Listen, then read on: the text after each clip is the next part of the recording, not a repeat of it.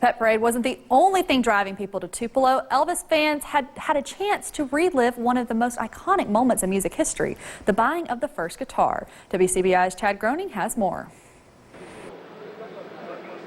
The sun was beating down, but it didn't discourage Elvis Festival fans to head downtown to visit various booths set up along Main Street.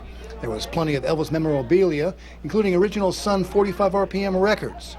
There was a Tupelo Amateur Radio Club. People from all over the country have descended on Tupelo this Elvis Festival weekend to get the full Elvis experience. People have visited the Elvis birthplace home, as well as the iconic structure behind me, Tupelo Hardware, where in 1946, an 11-year-old Elvis came to pick out a birthday present.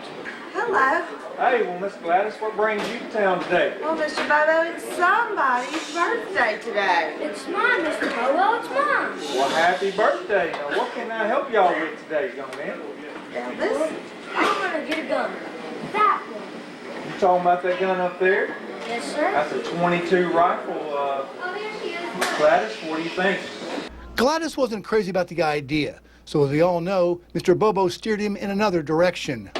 Why don't you take a look at this right here? You ever seen one of these? Yes, sir. That's a guitar, isn't it? Well, I tell you what, hold it for a second. All right. Let you turn there a little bit. The rest is history. George Booth III is vice president of Tupelo Hardware, who grew up with the Elvis legend. I tell people all the time, I think we're the most famous hardware store in the world just because we get people in to Tupelo Hardware from all over the world. That's true. There are fans that love Elvis that have come in from Australia, all over Europe, Japan, South America. So Tupelo Hardware, literally, I believe, is the most famous hardware store in the world.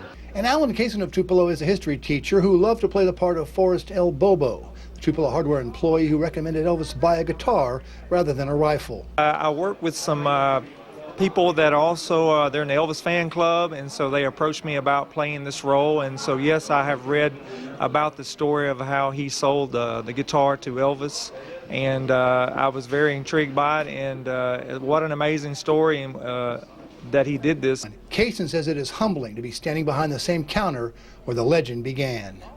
Chad Groening, WCBI News, Tupelo. The festival continued this evening with music and the finals of the Ultimate Elvis contest.